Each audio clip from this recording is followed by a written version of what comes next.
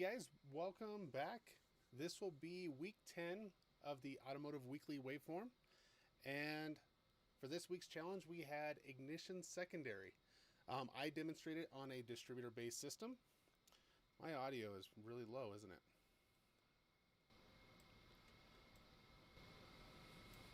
How about now? Can you guys hear me now? Sorry about that. I had the wrong volume button muted. Okay, let me try that again. This is week 10 of the Automotive Weekly Waveforms, secondary ignition. In my video last Sunday, I demonstrated it on a vehicle with a distributor-based system. They look a little bit different than the modern coil-on plug systems we see today. So I'm going to cover some of the differences because most of the posts in the group were not distributor-based systems, and the waveforms do look a little bit different between those. If anyone has any questions along the way here, go ahead and put it in the chat. If I miss it, post it again, but hopefully Valerie will yell at me from over there somewhere and tell me that I missed somebody's comment. Sometimes they scroll by faster than I have a chance to get back to them and read them. And then we also did an interactive one. I don't know if we had too many posts on that one. You guys may not have seen that. We briefly talked about it last week, but I posted up a waveform with some issues, and I was hoping that you guys would see that and kind of chime in. I know everyone's busy. We're right before the holidays. We got a few posts from Kevin and Michael Nicholson talking about it, and they didn't really go into detail on the waveform because it was bringing back bad memories. So we'll talk about that waveform a little bit, and if you guys have any other comments, I know Jim Morton had made a comment on there, I think on that one, and then also on the Land Cruiser that I was using in my video.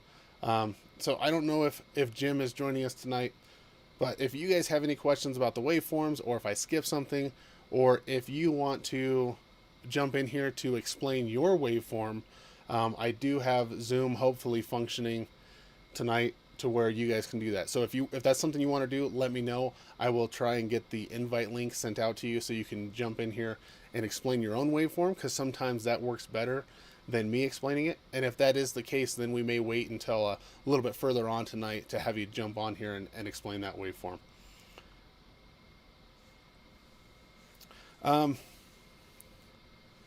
So no, you do. Bart had a question. Do we need the snap-on scope to view the files?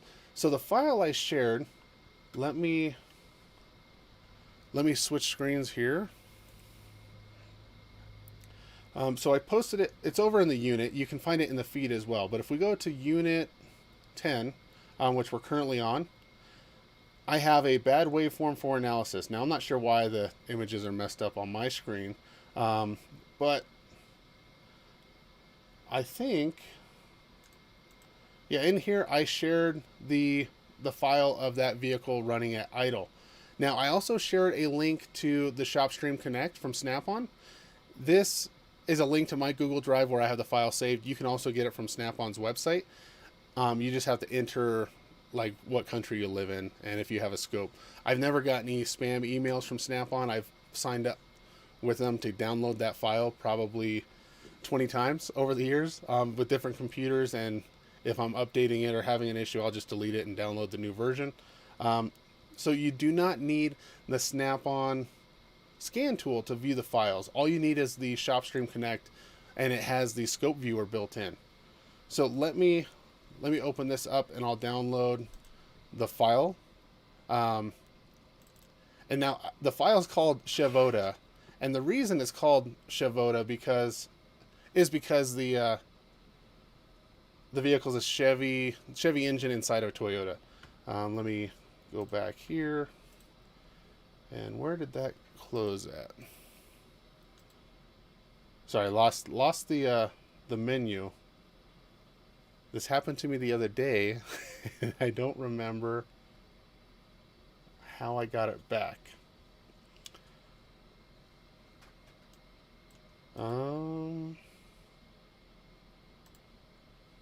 So there's an issue with ShopStream Connect. If it's minimized to the tray and you close it out, it disappears forever. And I can't remember.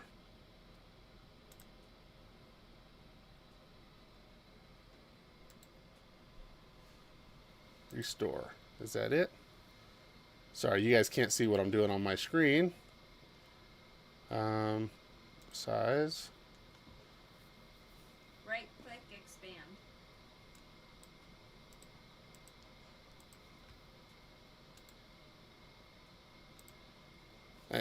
I just did this the other day. Expand, move, minimize, maximize. There we go. But you guys can't see it. Restore.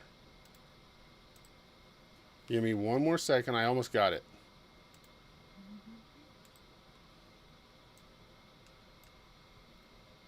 Maybe.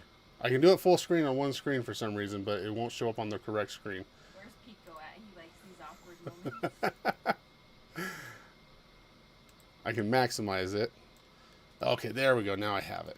Okay, now I just have to get it on screen for you guys. Oh man. Where are you, Stu? Okay. So, as long as the window pops up, this is what you guys are going to see if you have Snap-on ShopStream Connect installed on your computer and you open up that waveform. So this is going to allow you guys to look at the file and manipulate it just like I can on the scope after the capture, which is really, really cool. So in my video, I showed the difference between like the raster options, the cylinder options, the superimposed.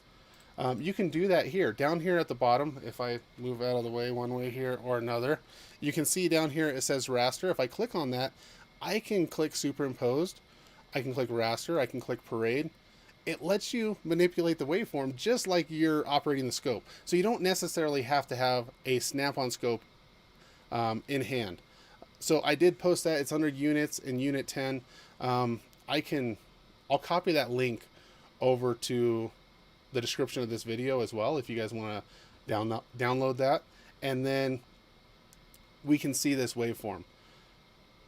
So I'll get back to this one here in a second, but I do want to show there's a play button down here at the bottom, and you can play this in real time just like you're viewing it on a scope as the vehicle's running and see the differences. So that'll take a second to get used to, but this way if we are in raster, you can see the different waveforms bouncing around and jumping around. Okay, let me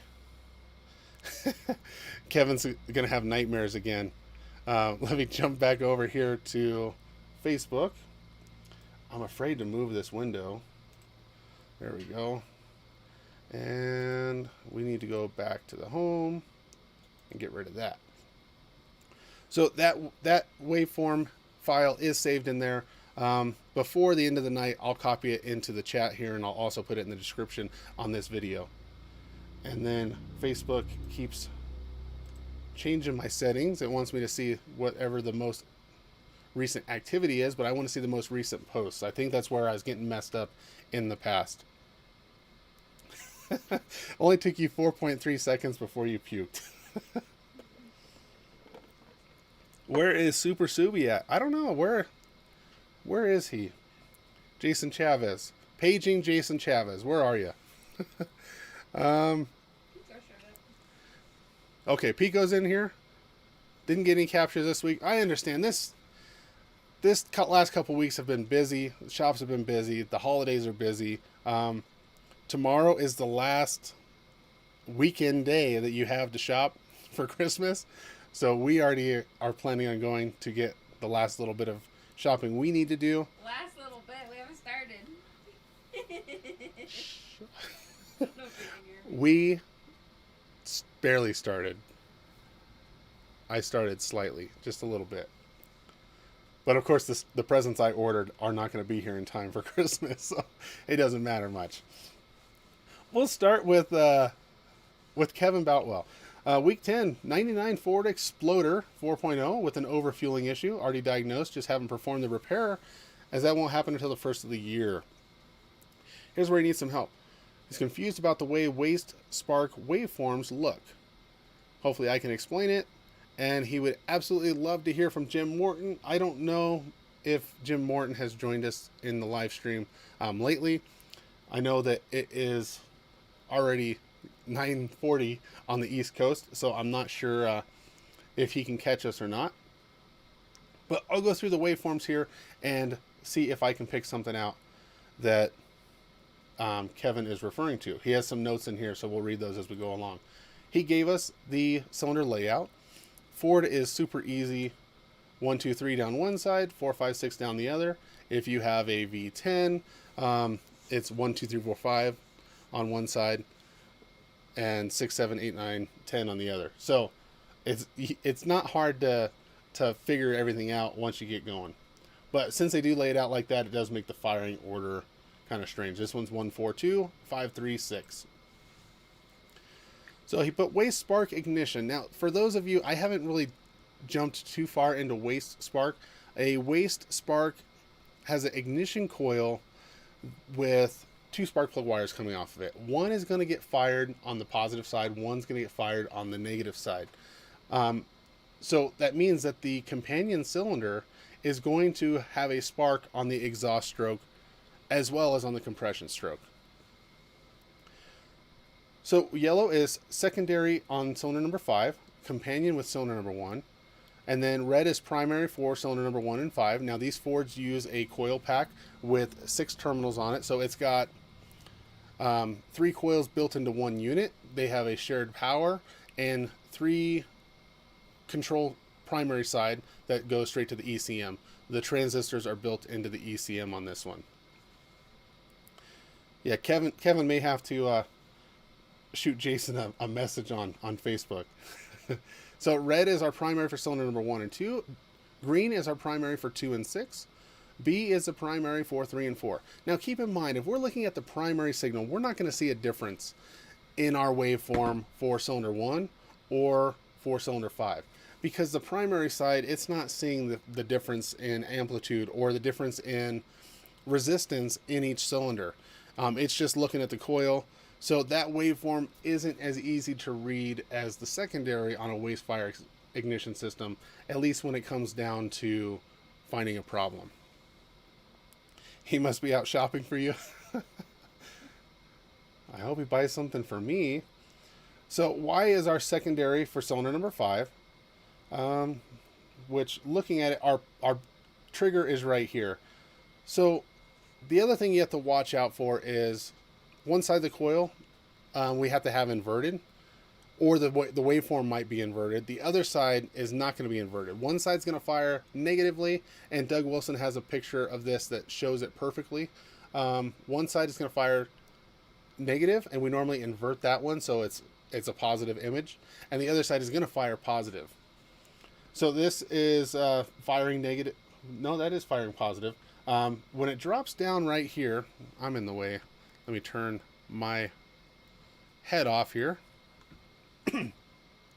So this drop right here is when the computer turned on that ignition coil. We can see that in the red trace as well. It drops down. So instead of being at battery voltage, it drops close to ground. And we see that in the secondary. So it drops way down, it starts charging up. And if we had an amp clamp on here, we would see it, an amperage curve on here as well. Starts charging up, the computer turns off that coil, it stops building a magnetic field, that magnetic field collapses and causes our spark. We see a big jump here, and we can see in our red trace, we see a big spike and then it drops down drastically and then drops even more with our oscillations. But the yellow trace, instead of dropping down, it continues to rise, and it rises quite a bit. Now I'm going to continue on to some of the other pictures because I have a feeling that Kevin has some that are zoomed in on that one event. But keep in mind, on a waste fire system, the primary and secondary signals are not going to match. Don't worry, I'm coming back. And then we see our green trace here, our pulse, our primary side for the cylinder 2 and 6, and then the blue is our primary for cylinder 3 and 4. And then he said that it's running rich. Our fuel trims are at -15 and -18. So it's overfueling. The computer is pulling away 15 to 18% fuel in order to correct the air-fuel ratio. So Kevin's asking, why does the tail of the secondary rise when the primary appears to be falling? Well, I think on the primary side, it's going to kind of average or mimic whichever waveform is on the exhaust stroke. And we almost always see the waveform drop like this on the cylinder that's firing on the exhaust stroke. And here, Kevin has it zoomed in even more. Now, based off of the teachings of Jim Morton, John Thornton, Scanner Danner, or Paul Danner, if we divide this waveform in half, somewhere down the middle, the stuff happening on the left side of the secondary and primary waveform is stuff that is affected by the outside of the combustion chamber. High resistance in the plug wires, high resistance in the plug, and then the stuff happening after the midpoint is happening inside of the cylinder. And that's where we see, we typically see a slight rise in this. Sometimes they're flat, but we normally see an uprise, and that's because the cylinder pressure increases as it fires. Not only is that piston coming up harder, but the flame front is igniting that waveform, or that igniting that fuel mixture, and it's increasing the pressure in that cylinder, which is increasing the resistance. So we see that waveform rise like that. And now sometimes a rising waveform like that could indicate a lean condition. So, on this type of vehicle, if it's pulling away 20% fuel, do we have one cylinder that's running really rich, and then because the computer's pulling away fuel, it's causing all the other ones to run lean? That's one thing that we do have to watch out for. And then I'm making sure I didn't miss any comments real quick. Let's see here. So this is just the secondary, I believe. There's no notes on this one. But just the secondary so we can see it better without the red noise there. So, we normal waveform here, rising up. I'm not sure what we're at for kilovolts here. We're only on a 2 kilovolt scale. So it doesn't look like we're that high, but we might be missing the actual peak. It may be up a little bit higher. And then the primary isolated by itself. And then this one is the primary of 2 and 6, 3 and 4. And that's it. Now, Kevin, did you happen to have the companion cylinder primary side? I don't see it in this waveform. But that would, or even like one frame back, would show us what the secondary side looks like whenever the vehicle's on exhaust stroke. Because I think that would mimic the primary side a little bit better. Yes, it's in the red. Well, the red was, sorry, I didn't mean the primary. The secondary capture when it's on exhaust stroke. Let me see if my tea is too hot to drink here.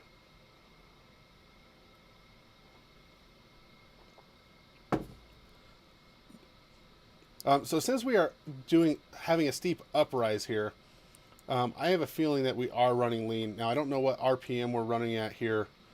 And normally lean conditions don't show up a whole lot at idle. They're a lot more prominent when you snap the throttle, because you get that full air charge in there, and the lean condition will show up. You guys pointed that out in one of my videos, that if I would have snapped the throttle, stuff would have showed up a lot better. If only we had an 8-channel scope. Yes, this was at idle. So the fact that this waveform is still rising at idle, to me, looks like a lean condition. But there may be some other stuff going on. Close that one out.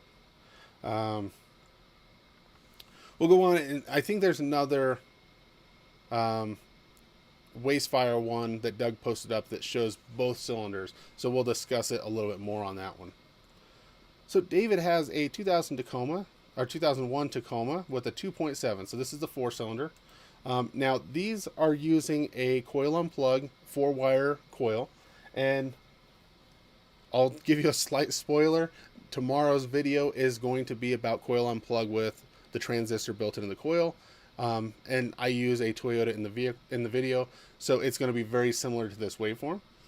So it looks like he has a secondary probe of some sort here. He has the amperage for that coil. He has the trigger for that coil. And then this little pulse right here is the IGF, the feedback signal for that coil, to let the computer know that, hey, I got your signal to fire, and we're charging up and we're getting ready to fire here in a second. So he does measure the burn time here. So from the firing line to where the little nose is here, that's the burn line. That's how long there's a flame front, or not a flame front. That's how long there's a spark going across that spark plug. The ions are transferring from, the electrode to the ground strap. And that is 1.368 milliseconds. Now, I've seen captures anywhere from 1 to 2 milliseconds. My Land Cruiser that I did in the video was around 2 milliseconds, but it may have some issues. Let me go back, because I was just making sure I didn't miss a measurement on the first one. I think he does have a pulse. Okay, so we have the spike was at 13 kilovolts. And then here we are at that little nose, we're around 7 kilovolts of voltage on the spark. And then our dwell time was 3.14 milliseconds. Now, some of the Toyotas, you'll notice that the dwell doesn't ever change. Even if you rev up the engine, it just remains the same. Some vehicles will fluctuate slightly depending on load and engine speed. And then we have a parade pattern. So that last one, we're just looking at a single cylinder. Now we're looking at several events happening over and over again. But it's only on the same cylinder, so we're missing the other 3 cylinders here. But down here at the bottom, you can see the feedback signal. We see the pulses for the other cylinders. And then we see our trigger from the ECM down here. We see our amperage and then our secondary waveform.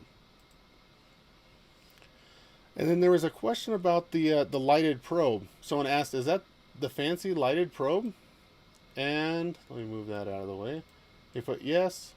Someone said they were wondering if they were worth the money. Now, I haven't seen this, so I don't know where this probe comes from or what it's doing. It looks like it's a current probe, but I'm not sure how it clips around the wire. I've never seen that version of it. So I'm kind of interested in that as well, because having the little light on the end can be helpful when you're working in the engine bay.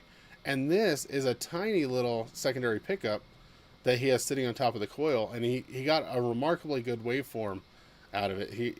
Better waveform than I was able to get with my my coil unplug wand from my picoscope. So I may have to upgrade some of my equipment. Plus, I think the cord might be going bad on my Pico wand. So thank you for sharing that one, David. I don't see any notes on here about any issues you had, so it was probably a known good waveform. And then Josh Myers has a 2008 Jeep Patriot 2.4 liter. Used the good old money trick. So let me show you this picture. For a secondary capture on this coil, he's just putting a coin. He put a nickel on top of that coil, and then it's just touching his voltage probe, or back piercing probe, onto that coin. That coin is going to help pick up the frequencies coming out of there. That magnetic field, it's going to absorb into that a little bit. You'll be able to pick up that voltage with your probe. So some people use different size coins depending on the coil, and I've seen some even put a little piece of like sticky tack on the coin so they can stick it on the coil, especially if it's misfiring, so it doesn't bounce off. And he's able to get this waveform. Now, we can't rely on the kilovolts that we're seeing with this pickup. There's not really a conversion chart for how many kilovolts equals the voltage that we're seeing in the penny, but we can at least get a waveform and kind of analyze it to see if we see any anomalies. Now, on this one, the dwell time is here. We have the burn time here.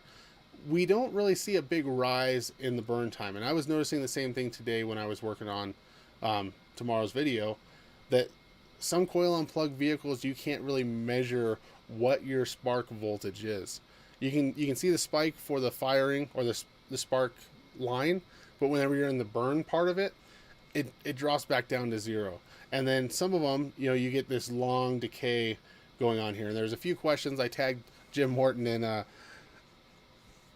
post in the group, but he hasn't chimed in. So we're hoping to get some of the experts that have years and years of experience doing this to let us know what they're seeing, or what we're seeing in our waveforms.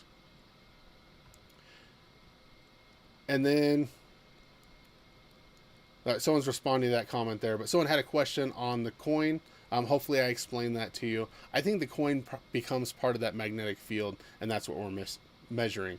And then Josh has his week 9 homework, which is the primary side of that same vehicle. So we have our current ramp, and then we have the primary circuit here. So we see the drop to 0, which is our dwell time. We see the firing event when that magnetic field collapses. And here we can better see the slope of our waveform. Richard Cook has one. It's a 96 Chevy 2500 with the 5.7, so a distributor-based vehicle. Channel A is a secondary pickup on the coil wire, and channel B is a coil on plug paddle against the number 1 spark plug wire. If you guys only have one secondary pickup and you also have a coil on plug wand, you can use that wand for a sync. It's not going to give you as good of a waveform as the clamp that goes around it. So what he did here is great. By putting the clamp around the coil wire, we get the nice clean picture. The paddle probe on the number 1 gives us the sync. So we have some nice, fairly even waveforms. There's a little bit of noise in this one, but it could just be aliasing from the view that we're sitting at. And trying to see here, this one here has a little bit lower firing voltage. So whether that one has a little bit lower compression, running a little bit richer, has a smaller gap on the plug, there could be a lot of things that cause that. If it only happened that one event or this one rotation of the engine, I wouldn't worry about it. If it's repetitive and it happens over and over again, and you're looking for a miss, that's probably one that I would look at just to see if there was an issue. And then here we are zoomed in a little bit more. So here zoomed in, we don't see that quite as much, but we do see some slight changes in the waveforms, and they kind of bounce all over the place. You kind of have to take an average of what you're seeing, unless you have like a dead miss, or if you have a miss on snap throttle, and you have one waveform that looks really, really whacked out. This one here, it has a continuous upslope all the way from the beginning, so that might be starting out kind of lean and continuing to be lean, but without snap on the throttle and getting a lot of air into that cylinder, you may not see that big pulse at the end here.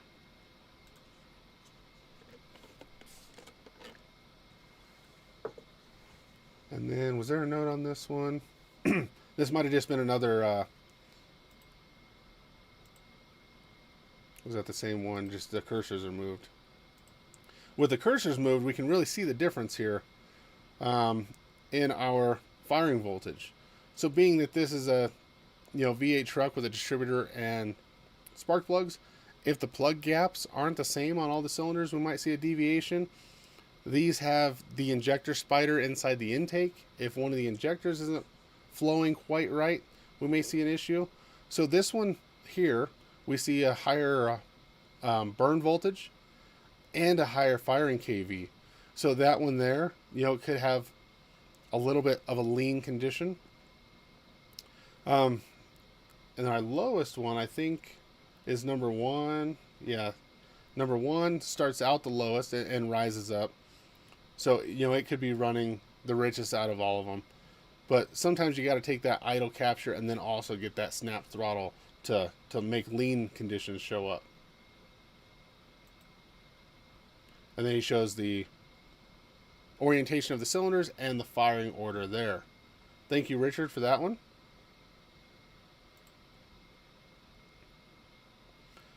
Justin shared a 2010 Corolla, and he has the trigger, the current, and the spark. Now he says a spark. I don't know if this is, well, it's a smart coil or a transistor coil, so it must be the secondary side. But he didn't say if he was using a paddle probe or not. So we see the same thing. We got our dwell, we got our firing line. Nice clean image. We can see the burn line. Looks fairly typical. We see our current. It doesn't have a steep uprise at the beginning. We can see a little bit of oscillation there. So the coil is in good shape.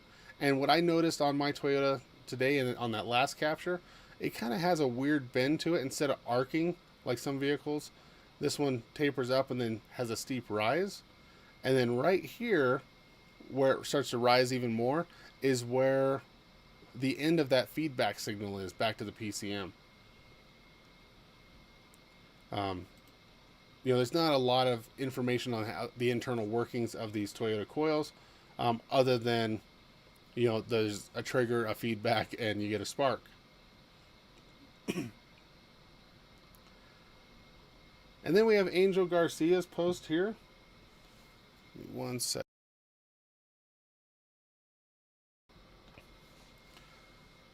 He had a 2015 MV1 handicap van with a Ford 3.7 naturally aspirated. So this is really similar to the 3.5 and the 2.7 EcoBoost. This one just isn't turbocharged. So looking here, we have a multi-strike ignition system. We see that with the double waveform here. This is very common on Ford vehicles, going from, like, I would say when they went to coil on plug is at 98. When they went to coil on plug, they started doing the multi-strike. I don't think the early modular engines with the coil packs and the plug wires that crisscross across the engine, I don't think they did multi-strike. But coil on plug around 98, 99 is when we started seeing the multi-strike. A lot of times at idle, they'll pulse 3 times and then they'll switch to 2 and then 1 as the RPMs increase. Looking at this waveform, we see this second waveform, how it has this straight uprise and then it starts tapering. This is not a shorted coil. What happened is on the first pulse, it started charging. The computer, we can see down here, computer pulled it to ground. It starts charging. The computer releases that magnetic field collapses. We get our spark. We see that in the secondary. And then it slowly starts to decay here. The computer pulls it back to ground, charges it again, but we still have energy in that coil. So we don't have to start from scratch. We don't have to start from the beginning. So we're starting about midway up and continue to rise. The computer releases it again. That magnetic field finishes the collapse process and we get our second spark. Now, if you see one of these that has a regular, triangular or tapered waveform on both of these, that means that coil expended all of its energy on the first strike and it has to start from scratch again. So that could indicate that we have a carbon track or a short to ground on that ignition coil, or it could indicate that coil has an internal problem and can no longer maintain that large of a magnetic field. Now, let me read his notes here. He has the TA204 coil on plug probe on cylinder number 1, and then our current, and then our primary control.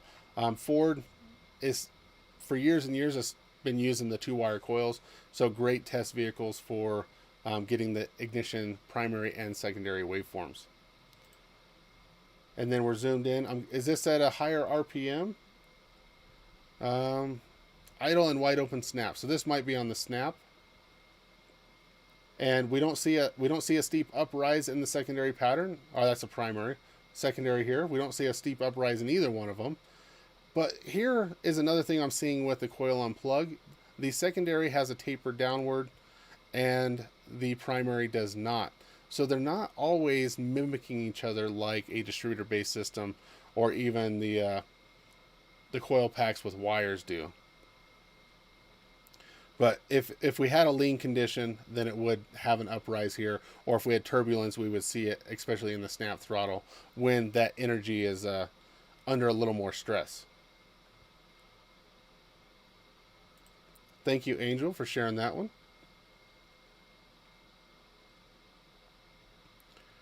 McDonald posted one here. Yukon Denali 2015. Using the Handtech 6022BE with the HT25 ignition probe. And this is one of the ones he was asking if it was normal. He has a video as well, but I don't think it probably won't come through well on here. If we zoomed out on this a little bit more, his tail end here, we can see that little nose where the waveform ended. And instead of dropping down and seeing the oscillations, it just slowly decays until the next firing event.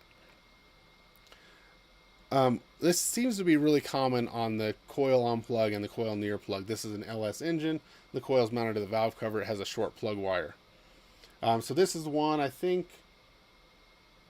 I'm not sure if this is the exact one that I tagged Jim in.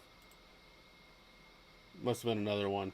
But it's becoming a common waveform for me to see, even when there's no, running conditions, no misfire, anything like that. Doug Wilson. So this is one, he put 2006 Buick Lucerne in its true form, 2 companion cylinders. So this is where he has his probe. Let me blow this up a little bit. Let me see here. Okay. So we can see that one is firing positive, one is negative. So even though this yellow one is going positive first, that one's actually firing negatively, because this is the burn line right here, and it goes way down. The red one is firing positively, unless he has it inverted, but I don't think he does, and it jumps up. Now here's where we can see the difference between our cylinder that's on compression and our cylinder that's on exhaust stroke. So I don't see measurement lines here, but if we look at this point here, see how tall this red spike is right here? That's when the spark plug fired. It's probably double the length of this one. This cylinder, there's no pressure in the cylinder, so the resistance is really, really low. So it doesn't take as much energy for that spark to jump across. A lot of energy here, and then we see that curve down, and then as the fuel runs out, the fuel mixture runs out, we see that rise at the end. Now this cylinder here that wasn't under compression, is sparked, and then we still see a rise in it. And what's funny is we'll see that rise in the voltage even if we have a spark outside the cylinder. So it doesn't always indicate a lean condition or running out of fuel. I guess there is no fuel outside the engine, so it could indicate that, but we see the difference in height here. But the rest of the waveform is kind of a mirror image of each other, except for here on the tail end, they both kind of swoop down and then level out. Now, once that crank runs 360 degrees around and the yellow trace is on compression, they'll kind of flip-flop. They won't, flip-flop high or up and down, but this yellow trace here is going to extend down further, and then the red one is going to be shorter because it's going to be on exhaust stroke. he told you 15 minutes, so he's already 8 minutes late. They talking about Jason? Well, we haven't got to his waveform. I don't know if Jason posted anything or not. But we'll see. Okay, so here's one where Doug flip-flopped the image. So now we have one channel inverted. So that way they both look the same. And now we can see our dwell section, so the computer pulls it to ground. We have the current limiting section here, and then it fires it there. Yellow one is on compression. We have a nice high spike. It tapers upward a little bit. The red one is on exhaust stroke, so we don't have as high of a spike, and then it just kind of fades out here. Thank you for sharing the multiple captures on that one, Doug. And Kevin, I hope that explained a little bit of what you were seeing on the escape. I know that we were talking about the primary versus the secondary, but I think that the primary side is going to mimic the cylinder that's on the exhaust stroke. I think it's going to mimic that cylinder more than the one that's on compression. And here's that same image, but they're stacked on top of each other, so we can see the difference in height.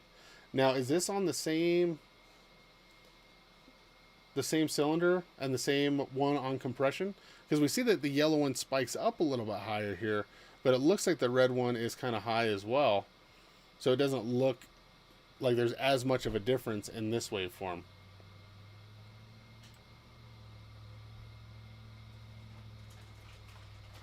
There was no additional notes on that one, but Doug definitely put the effort in to give us all the details and the different images that we needed on that one. Thank you, Doug. And Supa Sing has one 2000 GMC Safari, Kevin, 4.3 liter engine. Don't have nightmares. Blue is the sync to the number 1 secondary wire. Red is sync on the output of the secondary ignition coil before the distributor. And he's trying to learn the scope reading here. Firing order is 165432. And why is there an oscillation after the firing of number 4 that gradually disappears? So this waveform here is similar to what we were talking about on that last image. Let me shrink this down a little bit. In this trace, we see this spike jumps way up and it looks like our KV is off the chart. And then this waveform just slowly kind of fades down here. Now, I don't know what is causing this. I'm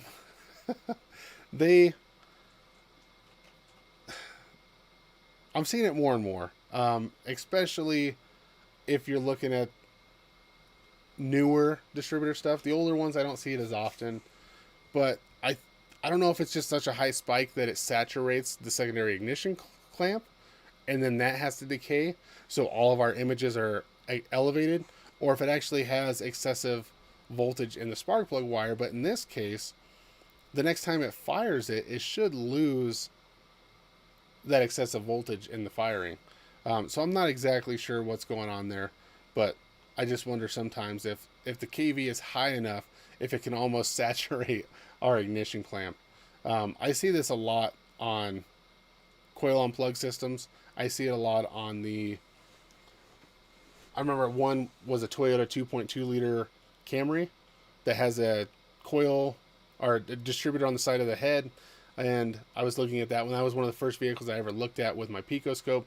And I remember being super confused by the ignition waveforms because my old Counselor lab scope that we have at the shop doesn't ever look like this.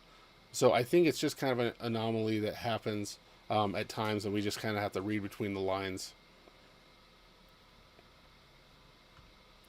So this one here, let's see, blue is on the number 1 wire. So we can see here, depending on where he had that probe hooked up, if it was near the distributor, or near that coil wire, we might be picking up multiple cylinders.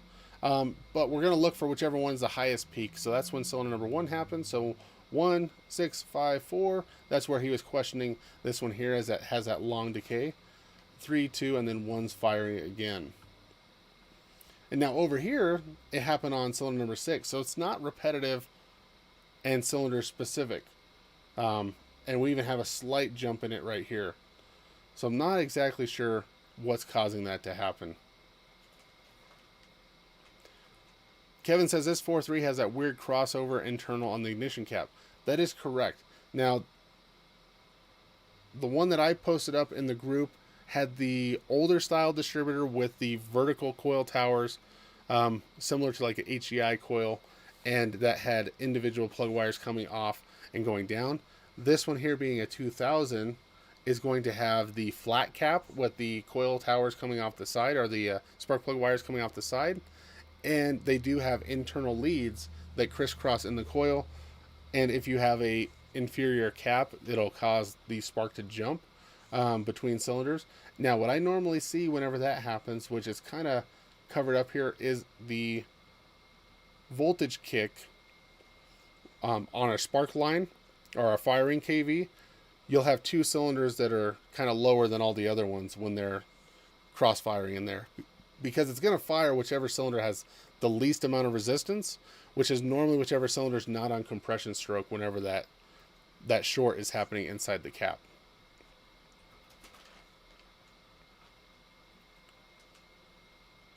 Kevin says typically cylinder 4 and 5. We only use factory AC Delco caps because of it. We've seen too many issues with the aftermarket components. Chad Humphrey has one here. Now he's going back to some of the earlier posts. We keep getting new members in the group that are more than welcome to work their way through. So this was a relative compression with a sink. I'm not sure if this is amperage around one of the coils or just a coil trigger, but he has a relative compression with a dip here, indicating that that cylinder has an issue. It has low compression of some sort in that cylinder. So at that point, you call the customer and say, "Hey, how far do you want to go? Do you want me to keep diagnosing this, or not? Because you got a compression issue." Bart Young has a 92 Ford F350 with a 460. Sink is on cylinder number 5, which is going to be the front cylinder on the driver's side, I believe, as long as Ford didn't change anything. First picture has number 1 spark plug wire disconnected. Second picture has number 1 fuel injector disconnected. Lean burnout on cylinder number 1 spark line is not easy to see. He said if he power braked it, it probably would have been more obvious. Probe calibration must be wrong because it was showing 64 kV on a normal firing spike. So our sink is this red channel, and that's on cylinder number 5. And then I forgot the firing order already. But this one here is the spark plug that he had disconnected. So very, very high secondary resistance. We are not firing inside the cylinder, so we are not seeing any curve up. We're not running out of fuel. We are not burning that mixture. Just a very, very, very high spike, and then it decays back down. And we can see that the burn time is very short as well. We see our big oscillations right after that firing spike. And then on the normal cylinder, he says 2 milliseconds burn time. And the kV scale must be wrong. So cylinder spark plug number 1 is disconnected at the plug. Cylinder number 5, sink. And that is a great way to learn. If you guys are looking at ignition waveforms, Jim Morton shows it, Paul Danner and the Scanner Danner Premiums shows it. Find a vehicle that's easy to access all this stuff on, and then get your scope hooked up, and then purposely, I wouldn't say break things, but make things wrong. If you're getting ready to do a tune-up on it, and you have the scope out, open up one of the plug gaps really wide, close one all the way down, unplug a fuel injector if you can get to it. Or even with the newer cars, if you can go into the scanner data and kill a cylinder, an injector, do that and see what happens to the waveform. I think that's a great way of learning, what known good and what known bad waveforms look like. And this is the one with the injector unplugged. So we can see that all of the cylinders, they fire when they run out of the hydrocarbons or the fuel mixture. They have that little spike. But here, it really, really rises up when it runs out of fuel. That fuel acts as the arc can jump across the fuel better. It's a conductor. So the resistance is lower on a cylinder with a lot of fuel. If there's no fuel in there, then that spike will jump up. If he had power brake this one or revved it up and we had extra air in there, then we may see this spike here at the end, the nose here, jump up to the same height as our firing voltage. Well, I'm trying to scroll through the waveform here. Sometimes I forget I'm looking at a picture. Thank you, Bart, for sharing that one. Howard said he has he has an old vehicle that'll be, he was looking for the OBD2 port. I think he's being sarcastic on that one, but great vehicle to do some testing on, especially since it's easy to unplug some wires. Now, Randy, sorry, my phone's telling me someone's at the front door, but it was just Valerie. Just Valerie getting some firewood. Randy has one here. And this is the one where I initially brought up the decaying voltage. So he has one that fires and then the voltage decays, and then we have a little bit of decay here. So every once in a while it sparks up and then has that slow decay over time. I still have a definitive answer for you. I wish I did, but hopefully one of the experts can let us know what's going on. Just making sure I'm not missing any notes in here. Said maybe he hooked something up wrong. I don't think you hooked anything up wrong. It's just that's the way that some vehicles display the image. We got Michael Nicholson in here. Maybe Michael Nicholson will be able to tell us. When scoping ignition wires, every once in a while you'll get what looks like a very high firing voltage, and then after the burn time, you still have voltage showing up in the wire, and it slowly decays over time. We can see it here. We got that slow decay, and then on this one, just blowing it a little bit more, we slow decay. But we see that on vehicles that run perfectly fine, as well as sometimes vehicles that have a misfire. On Bart Young's, it was whenever he had a spark plug wire unhooked. We saw a long decay there. And then as well on this one here, even though he wasn't hooked on to that spark plug wire for his sink, we see a little bit of voltage there, and then it slowly decays. So, Michael, if you know the answer to that one, let me know. If I confused you by running through that too quick, let me know, and we'll jump back up to another one that had the same issue.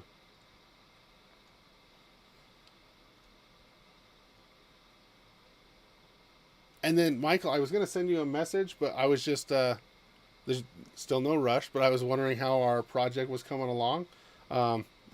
If I should mention that or not yet. If you're not ready, I won't mention it.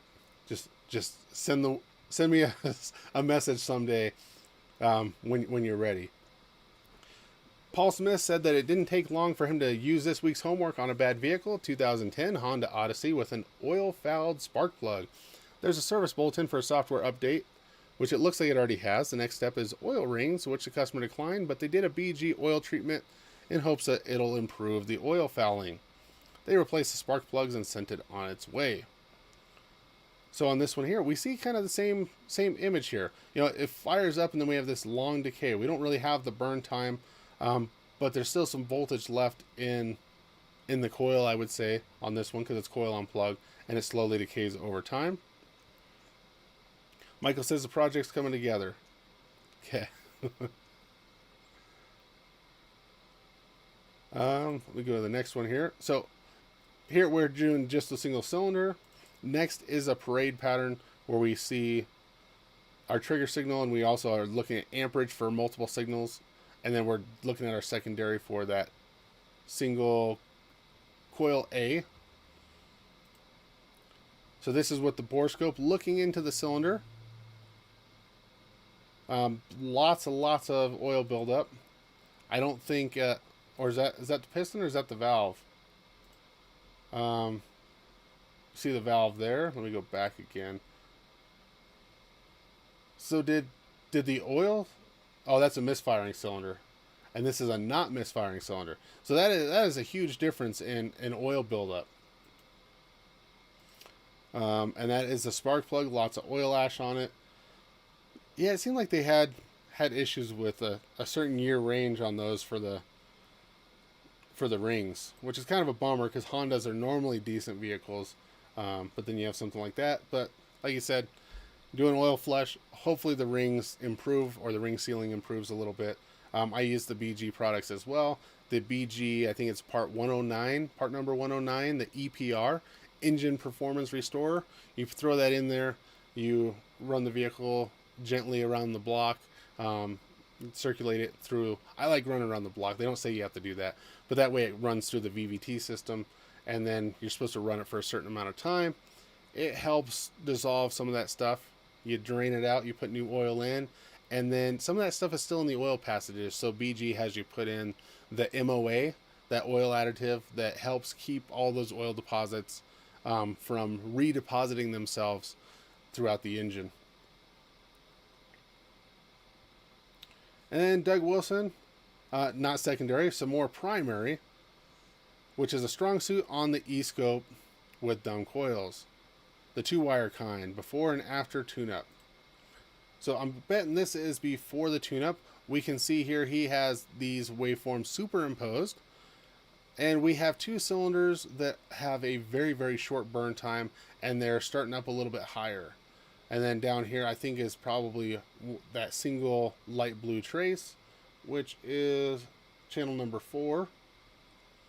And, oh, we even have peak KV over here. So whatever cylinder was the highest was number 7 at 30,000 volts. And the lowest for the peak KV was that light blue at 16.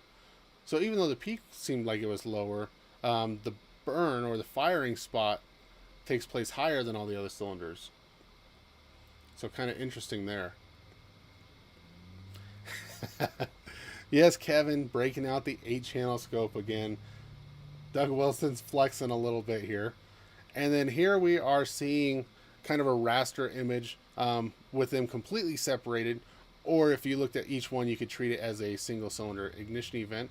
But it's a raster without overlap. But at least with the grid on there, you can see how much shorter, like this one here, how much shorter that burn time is.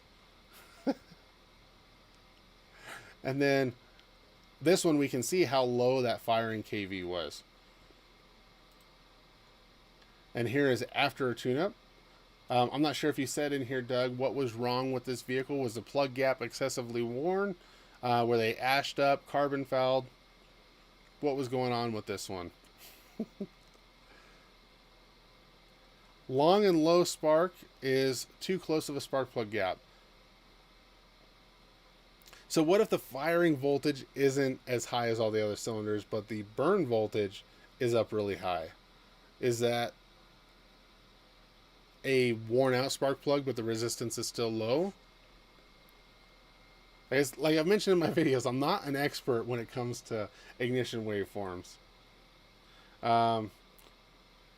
So that was the last capture on that one. But we have nice even traces on our superimposed image right here.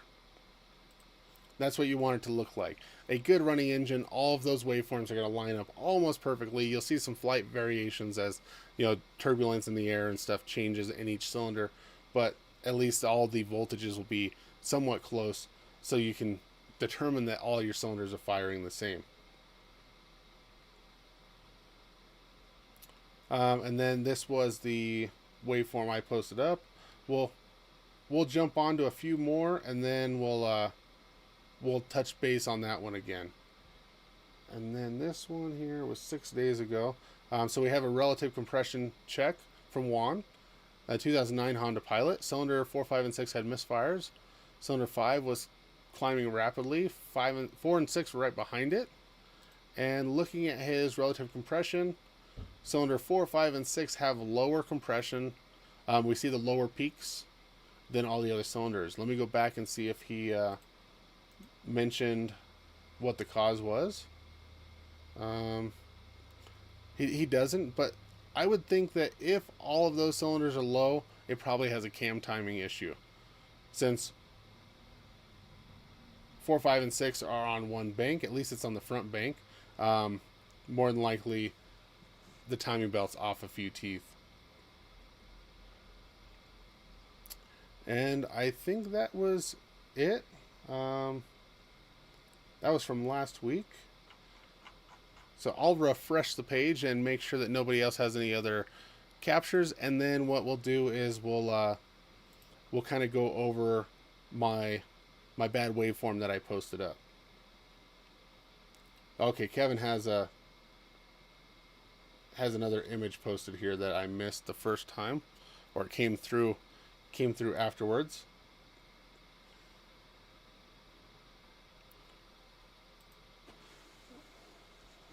So this is on a 2010 Jeep Wrangler with a 3.8 V6. So a very similar engine to what they run in the minivans for years and years and years. And he has one bank of the engine and the other bank.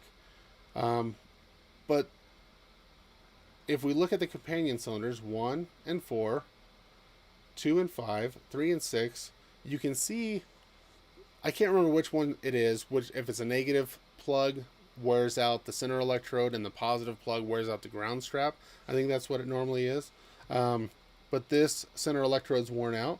If we look at the companion, that center electrode looks fine, but we see a little bit of wear on the ground strap. Number 3, center electrode looks fine, but the ground strap has some wear. 6, the companion cylinder, the center electrode's completely shot. 5, center electrode worn down. And then 2, the center electrode's perfectly fine. So we see that this has aftermarket spark plugs in it already. It has Autolite double platinums. Now normally a double platinum is supposed to prevent this type of wear because they're putting that really hard platinum tip on the center electrode and the ground electrode. So it's supposed to allow them to not wear out like this. If we were running a copper plug, this would probably be a 30,000 mile plug, which like the 5.7 Hemis, I think they recommend those every 30,000 miles.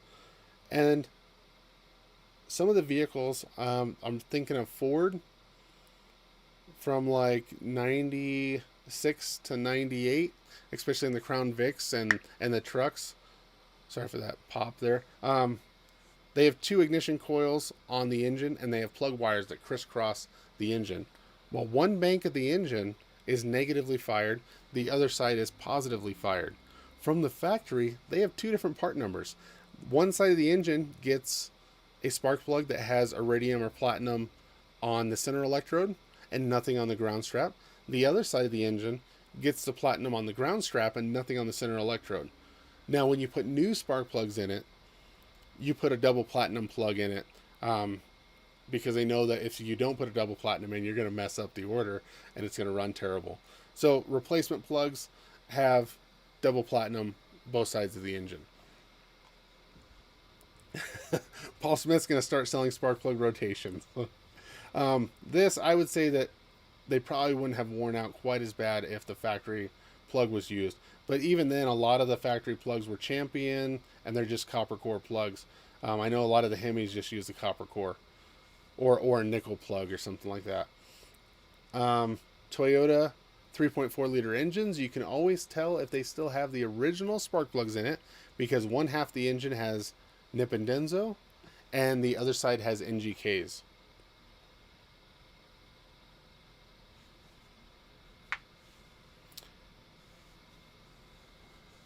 Okay. Kevin says that back in the day when those plugs were coming out, if you installed them on the wrong side, they had the tendency of blasting the platinum disc off of the ground strap. New technology has improved that. So let me jump back into our scope viewer if it'll show up here. And we'll talk about my test vehicle. Now, this is a vehicle I have not fixed yet. It's still at the shop. We're waiting on approval, and we're waiting on some parts. Let me see. What button do I have to push? That one, maybe? There we go. So this is a raster image of this Chevy 4.3 liter engine inside of a Toyota. So at the top it says Chevota. And starting from the bottom, we have cylinder number 1, 6, 5, 4, 3, and 2. So when you're looking at the snap-on scope viewer like this, it's going to run the firing order from bottom to top. And if we switch this over to a parade pattern, it's going to be the firing order from left to right. So even after the capture, you can still switch what style you're looking at. You can even go to a single cylinder waveform. So let's play this waveform and see if we see anything obvious. Now this is just running at idle. We can see that we have some fluctuations. Now we are always going to see some fluctuations when we have ignition waveforms. Air and fuel don't always behave the way we think they should. Sometimes we get a little bit of turbulence, and it doesn't affect it on every single firing. Maybe one firing event we had a little piece of carbon that was still in there that was hot, something like that. But we can see some fluctuations. Now we can't see all of the detail in this one. We can't see quite what the changes are, which is why I like the raster image. If we go to the raster image, which I can space this out a little bit as well. So you have the same option in this the same setting options as we do on the lab scope when we're running it. So if I go to setup and go to my traces, trace number 1, I can space these traces out a little bit further to give me some better clarity, or you can stack them almost to a superimposed. So, I'm going to space them out just a little bit so we can identify which cylinder is which. And I'll take up that extra space by moving these down. So we have cylinder 1, 6, 5, 4, 3, 2. Now, if we look at this top trace, does that trace look like it changes from time to time? Every once in a while, we start out at a higher burn voltage here, and it goes across, but it's a lot shorter waveform. And then the same thing with this one. Is this cylinder number 4? 1654 does the same thing. It kind of jumps back. Now this is just running at idle. I'm not snapping the throttle, but we can see that we have an issue. And keep in mind, if you guys didn't catch the beginning of this waveform is available in the Facebook group under unit number 10. And then I'm also, once I get a chance, I'll post this up. I'll post a link up in this YouTube video so that you guys can see it as well. All you have to do is install Snap-on ShopStream Connect on any computer or PC. I'm not sure if they have a Mac version. And you'll be able to view this waveform. So this was the only waveform that I posted up so far. But I was I was hoping to get a little more interaction, and then I was going to post up some follow-ups. So based off of what we're seeing here, what do you guys see in this waveform? We have a couple of veterans here that might pick out something specific. Let me go. We know we have an issue with cylinder number 4 and cylinder number 2. Let me switch to just those cylinders.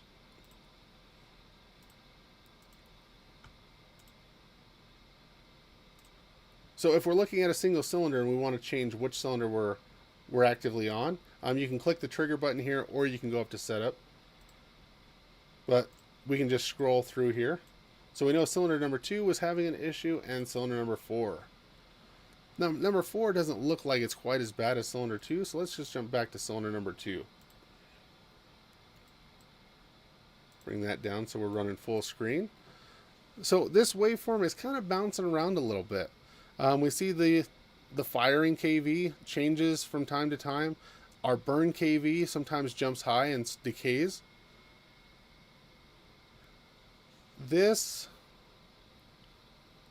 Unfortunately, this 4.3 does not have the option of getting the poppet injector upgrade.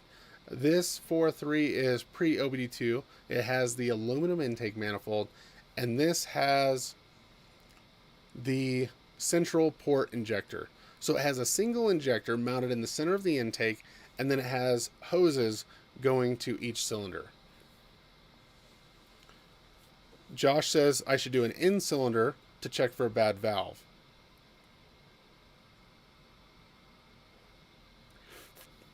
Any other guesses?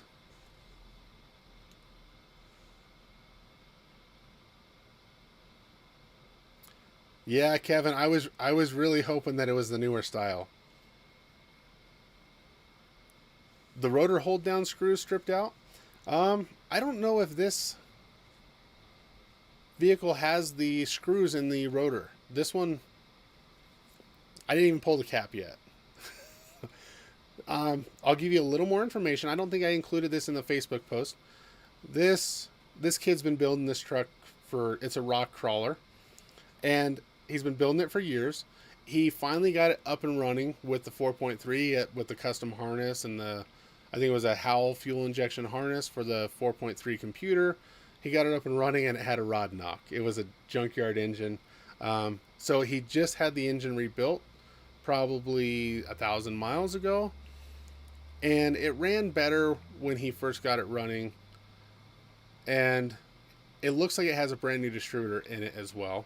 I think he put a distributor in it when he put the engine in. So that's kind of where we're at. It came into the shop about a month ago. It didn't have any power brakes. The vacuum check valve was in backwards for the brake booster, and it had a major vacuum leak at the back of the intake. Vacuum cap was rotted off. So we fixed that, and it actually ran somewhat decent then. But since then, it's gotten to where it is running like crap at idle. Um, it has chrome headers, so I can't use the thermal imager on the manifolds. It has true dual exhaust. It has long tube headers and two pipes going all the way to the back of the vehicle. Okay.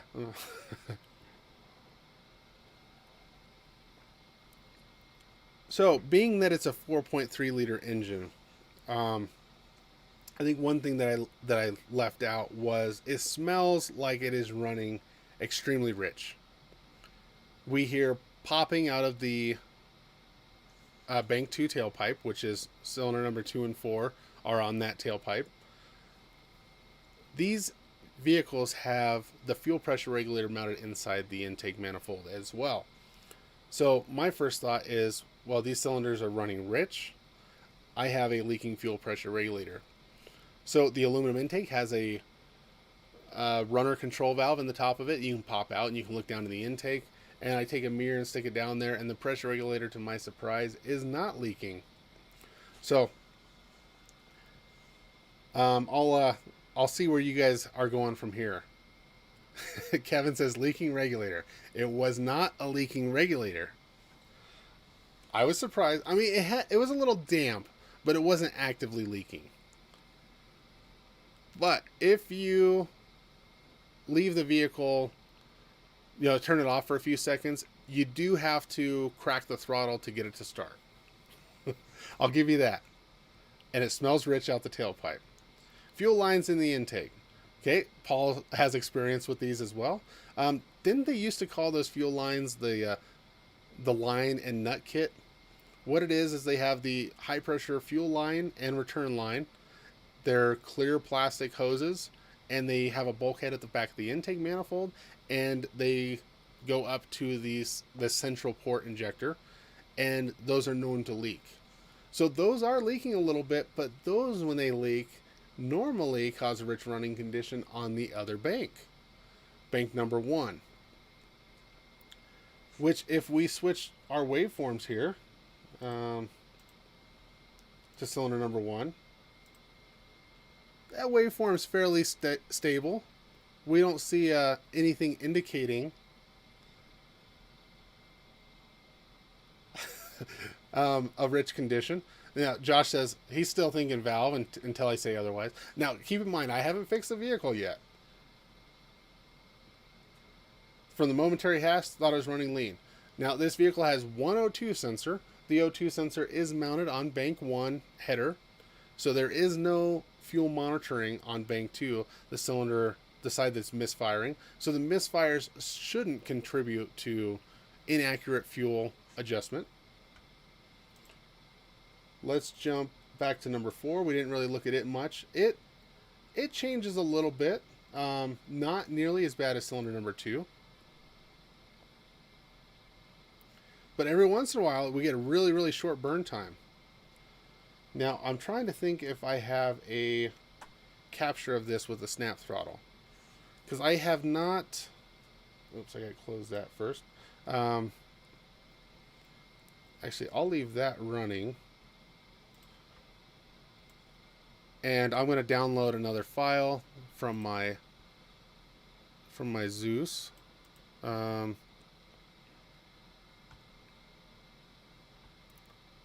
Making sure I got the right one here. I hope I have one with a snap throttle, is what I'm looking for. I did not post any other ones in the group until I got some interaction.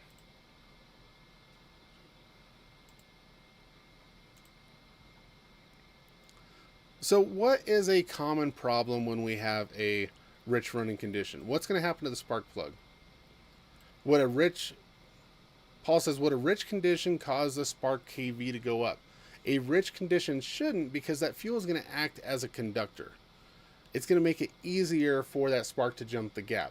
So our KV shouldn't go up higher. But what happens if we're running rich for a long period of time? What happens to that spark plug? And Kevin also says sticking valve guides are common on those. Eric O did a video on that in the last 6 months. He had one that would randomly lose compression. So what happens to that spark plug over a long period of time if we keep running it with a rich condition? It fouls out. Now there's different types of fouling. If it's still burning the fuel, we can get carbon fouling. If it's flooding it out completely, then we're just wet with fuel, and that spark will jump the gap without actually making a spark and allowing ignition to happen. It just goes through the fuel, and we don't have an external spark of that in that gap. Let me see here.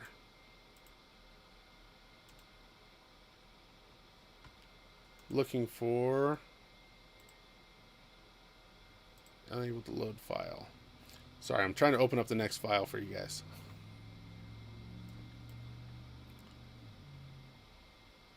My computer's freaking out. It says, hey, you got too much stuff going on here. Let me pause this file. I think another one opened up. Let me close that one. Sorry, guys.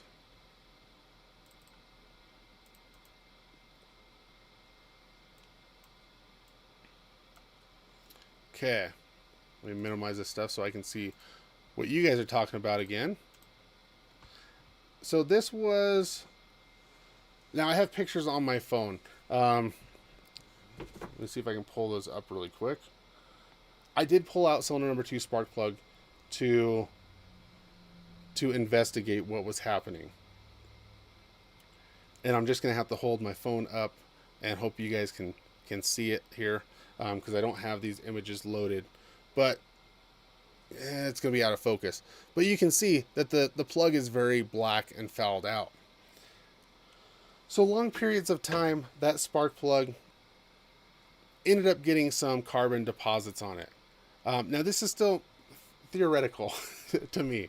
It got some carbon deposits on it, which makes that carbon makes it a little bit harder for that spark to jump out of the electrode. So it increases that secondary resistance, I believe. So we're going to see a little bit higher kV on the burn line. We're losing some of that energy. We still have a rich condition, so we might have a shorter burn time. And some of this stuff I'm still kind of guessing at because I haven't actually fixed the vehicle. Let's see here. Let's play this one. So this was after cleaning cylinder number 2 spark plug, and I might have some throttle snaps in this one. So cylinder number 2 is down here on the end. Let's go to a single cylinder of that one and see if that one improved. Single cylinder, cylinder number 2. Okay, so now this looks kind of funky. Our firing kV is way lower now. Now, all I did was just take some emery cloth and knock the carbon off the electrode. I didn't check the plug gap or anything like that. Now our firing kV is really, really low. We're down to around 4,000 volts, and our burn line is a lot more consistent than it was. That might have been a snap throttle.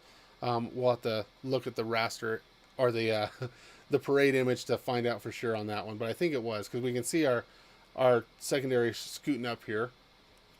So let's go to cylinder number 4, because that's one I did not clean the spark plug on. It fluctuates a little bit here, and then I think when I snap the throttle, we see some major noise and stuff happening here.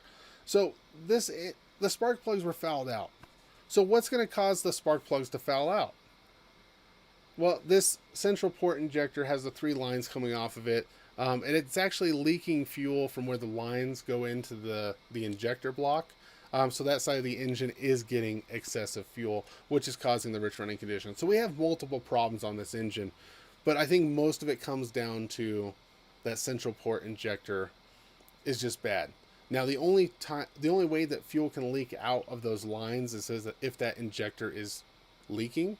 So I think the fuel injector is leaking. It's sticking open slightly, causing a rich condition. It's causing excessive fuel to leak out of those fuel lines on that side of the engine, fouling out the spark plugs, especially the forward spark plugs. If it's the regulator leaking, you almost always foul out number 6. If it's the lines leaking on that side, then it'll be the front ones. If it's the supply line on the other side of the engine, then it's normally 3 and 5 that foul out. So let me go here to our raster image. And, you know, they look a lot more even. Our waveforms look a little more even, except for when I do the snap throttle, which I may have to pause it here and go frame by frame. You know, we're getting quite a bit of turbulence and noise in this waveform, but they're all kind of similar and the same. Now, I'm also kind of questioning the EGR valve on this engine. It looks new. My manifold vacuum is 14 inches, but I'm at, you know, 5,500 feet of elevation. So it's fairly normal to have 14 to 16 inches of vacuum. But I do want to check the EGR valve and make sure that it is not one of my issues.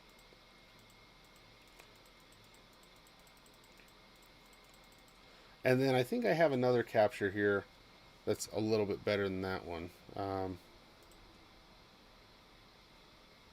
What is this one? That's cleaning cylinder number 2. Gotta find the right one here.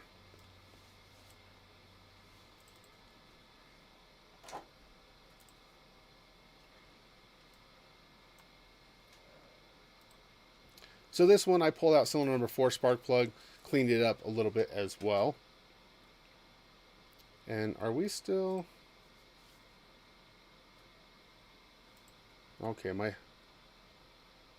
trying to get caught up on the chat here.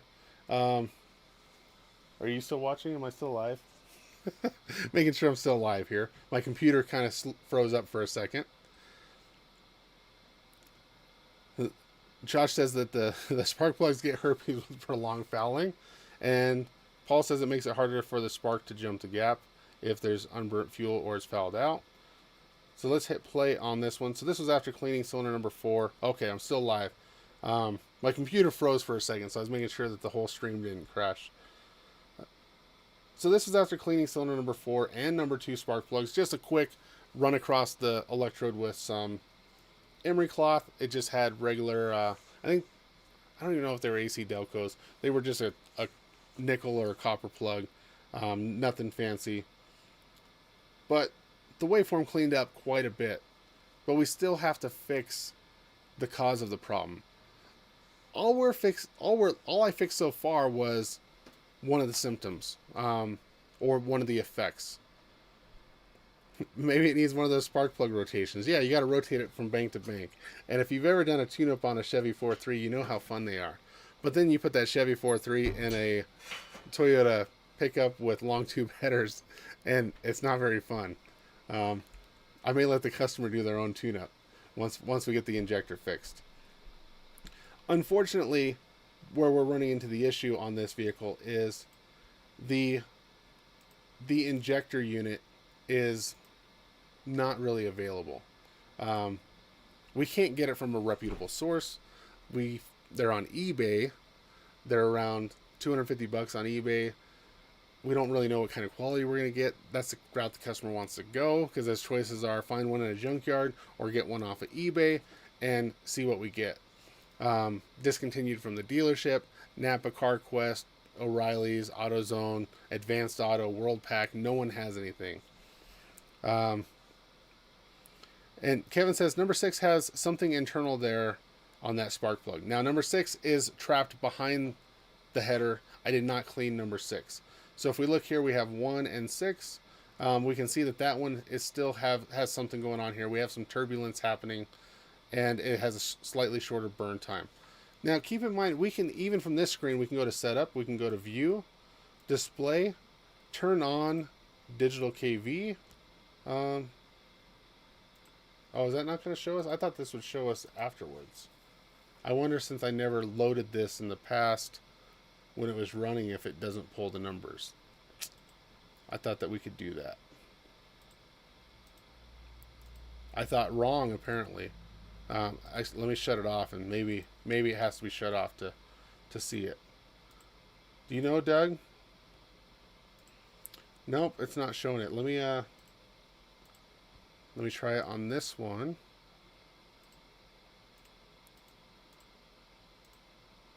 Oh, I guess you can't view that afterwards. I thought for sure you could. I'm telling you, Snap-on needs to add a button, a quick button up here at the top on the scan tools and in this that says show digital KV. Okay. I thought for sure that it showed it. That's what I get for assuming that it would work. But I think on my Zeus, looking at it afterwards, it still shows up. So I just assumed that it would work in ShopStream Connect. So on this vehicle here, we're going to start with replacing the spark plugs. It has new wires. It looks like a new cap and distributor. I assume the rotor is new as well. We checked ignition timing last time it was in because he said that he hadn't adjusted it since he got the engine running. It looks like a new EGR valve when he built the engine. That doesn't mean that it's not stuck open, but we got to start with that central port injector, get that thing firing properly without having fuel leaking into the cylinders, some new spark plugs, and then hook up the scope and make sure that all the problems are fixed.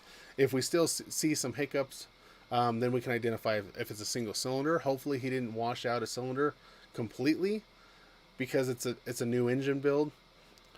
Excessive fuel causes the oil to get wiped off the cylinder walls, causes the rings to wear out rapidly, and you'll start losing compression or have some blow by. So hopefully that doesn't happen. I say the kid, he's probably my age. The guy that owns it, he works a construction job, and any extra money that he has after, family and all that stuff, he puts into this rock crawler that he's been building for years. And I hope that he didn't trash a new engine by having a leaking fuel injector. Let's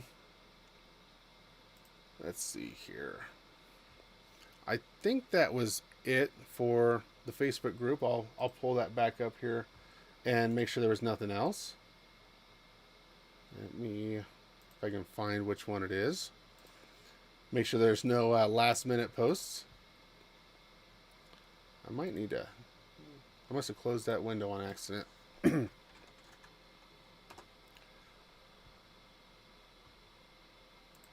see. Okay, we do have another one. Posted 1 minute ago. Let me switch screens again. You guys can't see what I'm looking at.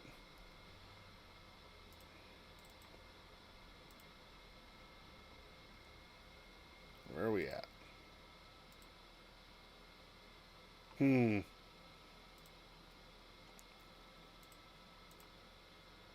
We'll have to do it this way instead. Okay. So Corey shared one that he said that was a short one, pun intended. I don't know how I missed this one. Oh no, he did post it 2 minutes ago. So this is a shorted injector. So this is the primary voltage and current. And I think there was another one in the group that posted one like this, but somehow I missed that tonight. But when we're looking at a shorted coil, how you can identify a shorted coil, if you look at this waveform here, oops.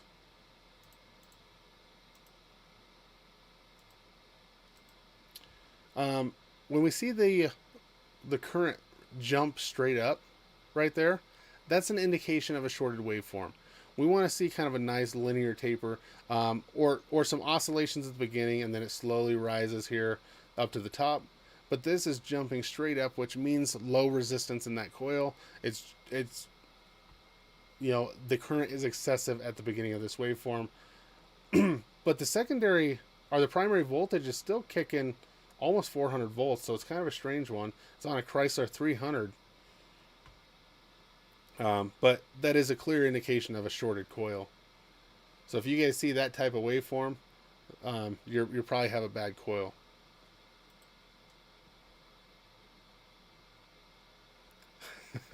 Michael says it's okay. Technicians age 3 times faster than everyone else. Let me see here. I think we covered all the other ones. Let me switch my view from new activity to recent posts, just to make sure. Yep, that's it. So do you guys have any questions on the... Kevin says secondary. Did I miss that one?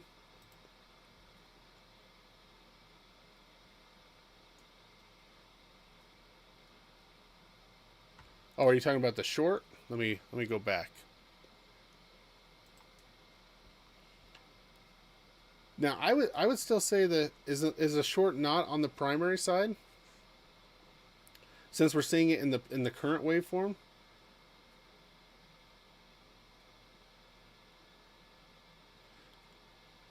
Whenever I see this, I just assume that it's a short on the primary side, but maybe it's not. Maybe there could be a short on the secondary side, or the primary is shorted to the secondary.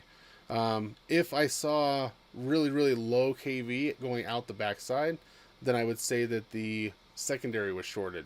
If the current waveform looked okay and the secondary waveform had low kV or no oscillations, then I would think that the secondary would be shorted. But I don't have tons of experience with ignition. The modern vehicles, we don't do this on a regular basis. You know, not as much as we used to, anyways. Especially looking at primary and secondary waveforms. There's probably very few times. A lot of times it's, you know, at least I don't save the waveforms, or I'm not measuring both primary and secondary at the same time. If I throw an amp clamp around the coil supply and I see one coil that looks like this, I'm going to say that it needs that coil. I'm going to pull a spark plug and look at the condition of that. But, you know, I definitely need to brush up on my ignition waveforms. Now, let me, based on that last comment, let me open this another window where I can zoom in.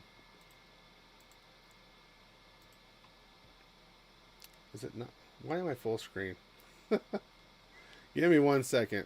Operator error here. Okay. If we look at his zoom overview, Kevin, I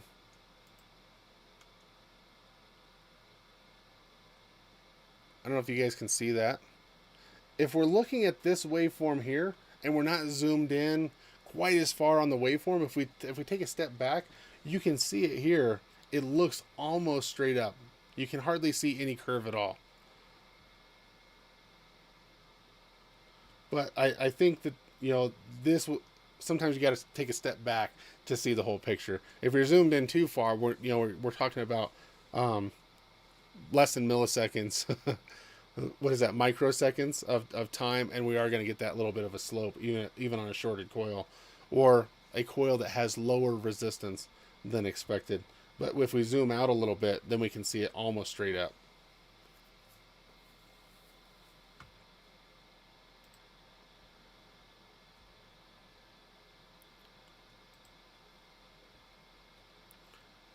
So that's a good indicator. And on the video that I recorded for tomorrow's vehicle, you know, luckily the Toyota had a fuse dedicated for ignition coils. I love it when they do that. I hate when they don't do it. I don't know why Ford quit doing it. Ford switched when they went to the 3-valve to where there's not a fuse that you can tap into that goes to just ignition coils. Luckily, they put a plug-in that has most of the ignition coil primary wires in it, so you can try to get an amp clamp around those. But I see the oscillations at the end. Yeah, I think when the secondary is shorted, you don't get as high of a kV. You don't get the oscillations after the spark plug firing happens. And there's a few other things as well. But Jim Morton, Paul Danner, and possibly John Thornton, they barely cover some of that stuff. Some of it they cover in detail. Some of it they kind of skim over. But there's some additional education to be had by watching their videos. And I think that was it. Did anyone have any questions on what we've covered so far over the the last 10 weeks. I can't believe it's been 10 weeks. It seems like we just started this series and we're already 10 weeks in. It's just kind of incredible to think about. I just this month has flown by. I'm pretty sure that last weekend was Thanksgiving and next weekend's Christmas. More homework. Yeah, and I know that some of you guys, we have like kind of repeat classes. I was starting out with the distributor based systems just because the waveforms are cleaner on the distributor based systems, but I am going to jump into the smart coils. The waveforms are not nearly as good. At least my waveforms aren't. But they have to be covered because almost every vehicle out there, new vehicle, is running an intelligent coil. And that's what we're going to see more and more. Time flies when you're having fun, or when you're really busy and stressed out. I think that's what it is. But indeed, it is fun, and I do enjoy the live streams. Are very fun, and coming up with testing methods and kind of a plan of attack of what we're going to be covering. Now that you guys know what tomorrow's video is, it's going to be coils that have the transistor built into them, or smart coils, whatever you want to call them. It's typically going to be a 3-wire coil or more wires.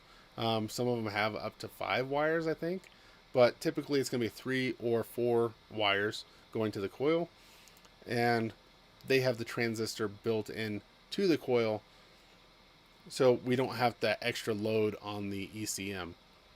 We can run smaller wires throughout the engine bay that way, so there are some benefits to that. But the testing methods are a little bit different.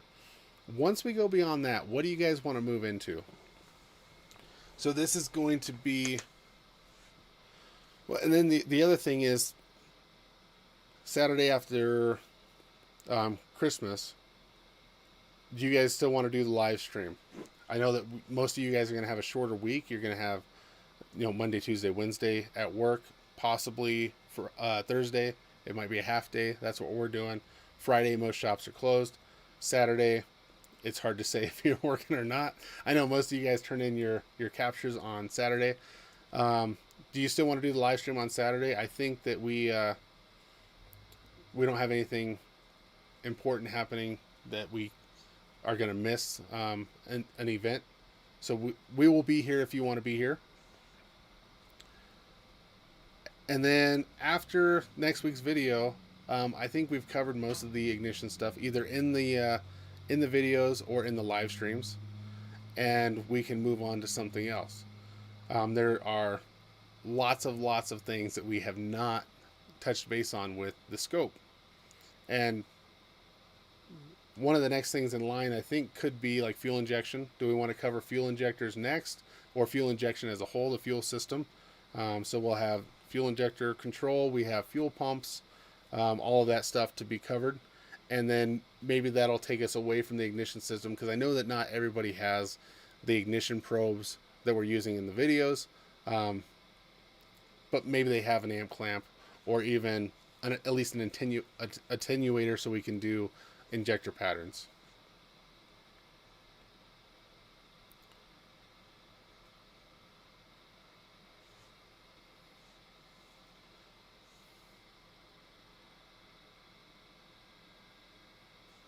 So be cool to do it again and do known issues. Closed plug gap, coil pulled off the plug, and see what the waveform looks like.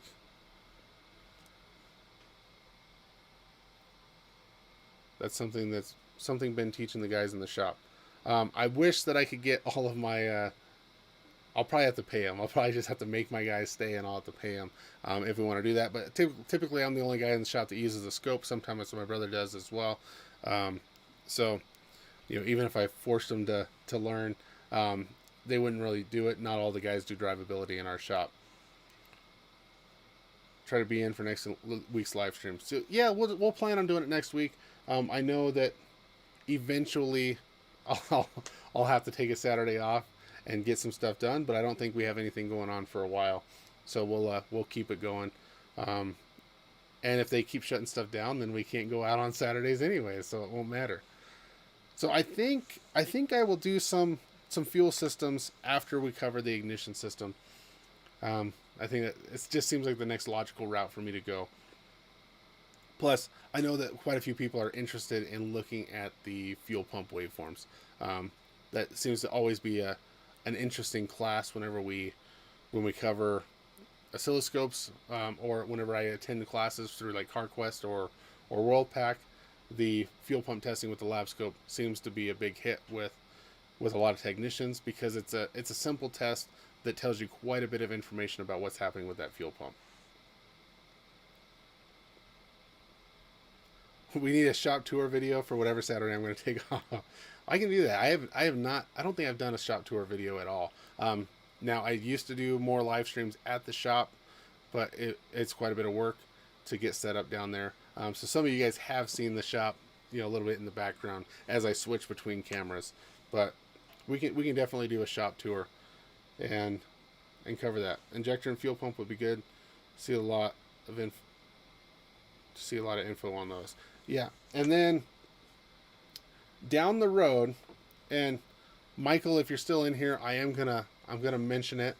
Down the road, we will be digging into the pulse sensors or the delta sensors, whatever you want to call them, pulse sensor, first look sensor, delta sensor. We will be using those in future videos. Now that's going to be several weeks out. I love I love digging. Is that digging into the waveforms or what? Thanks for joining us, Keith. I haven't seen you comment all live streams, so you're joining us right here at the end. So if you guys don't have a pulse sensor or delta sensor or first look sensor, there's several guys selling them. Michael Nicholson, who's in the chat right now, has been producing these sensors for automotive technicians at an affordable price for years and years. I first heard about it back in 2013 when I got my Picoscope and joined Auto Nerds. So if you guys don't know Michael Nicholson, he's on Facebook. You can contact him through there. He does have pulse sensors. Now, Keith, glad you could jump in here. Keith has sponsored a pulse sensor for a giveaway, and then I have some coming up from Michael Nicholson as well. Now, I'm not sure if I want to do just a random drawing on a comment or something. I prefer to keep it in the group, whether you guys are watching on YouTube or in the Facebook group. I know not everyone has Facebook, so you're not participating in that. If you are needing a pulse sensor and are interested in one, then let me know one way or another, whether it's in a comment on here or it's on Facebook. Let me know, what I need to do to help you. We are going to give away a couple of them. I don't really like the random drawings so much because if I post giveaway video, I'm going to get a whole bunch of people in here that don't normally come in here and participate, and it may go to somebody that isn't going to actually use it effectively or get to use it for posting in the group. So that's what I want to do. I want to help someone in the group. So if you don't have a pulse sensor and you need one, let me know. After I give away a few and I don't have any more, if you still need one, contact Michael Nicholson. If you prefer one of the other ones as well, you can go that route. But I like to support Michael. He's been helping the community for years and years, and he participates in the group and helps us learn new things.